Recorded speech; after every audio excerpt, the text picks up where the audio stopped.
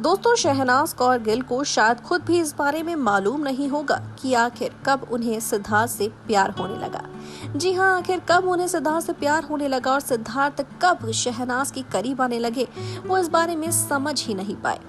दरअसल अगर पुरानी वीडियोस को देखा जाए शो बिग बॉस सीजन 13 की, तो शुरुआत में भले ही पारस के करीब जाती हुई शहनाज नजर आ रही थी, लेकिन जिस तरीके से परफॉर्मेंस बढ़ता जा रहा था सिद्धार्थ जिस तरीके से नजर आ रहे थे बातचीत करते हुए शहनाज से, शहनाज ने उनका जेंटलमैन लुक देख लिया था। तब से ही वो उनकी दीवानी बन चुकी थी। धीरे धीरे वो उनसे बात करना पसंद इतना ज्यादा करने लगी कि किसी और पर उन्होंने ध्यान खास दिया ही नहीं।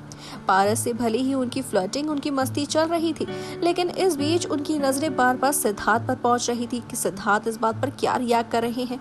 तो वही उन्हें पसंद आ रहा था सिद्धार्थ और आसिम का ये याराना भी, उनकी दोस्ती भी।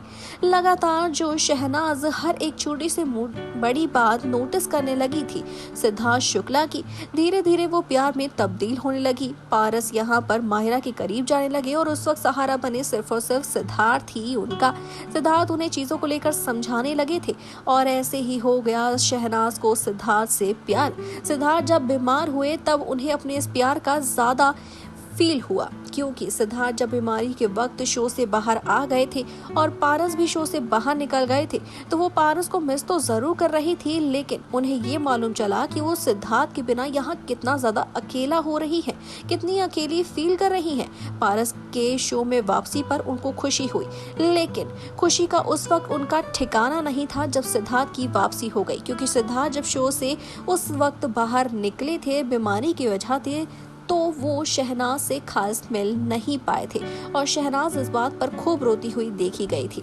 और इसी तरीके से दोनों की दोस्ती उसके बाद लगातार आगे बढ़ती चली गई, जेलसी बढ़ती चली गई, गुस्सा बढ़ता चला गया, नोकझोंक भी हो रही थी, लेकिन इसी बीच इनका प्यार और इनका पॉजिटिवनेस साफ तौर पर नजर आ रहा था और इसी वजह से लगातार शो खत्म होने के बाद भी ये प्यार इनका आज तक कायम है।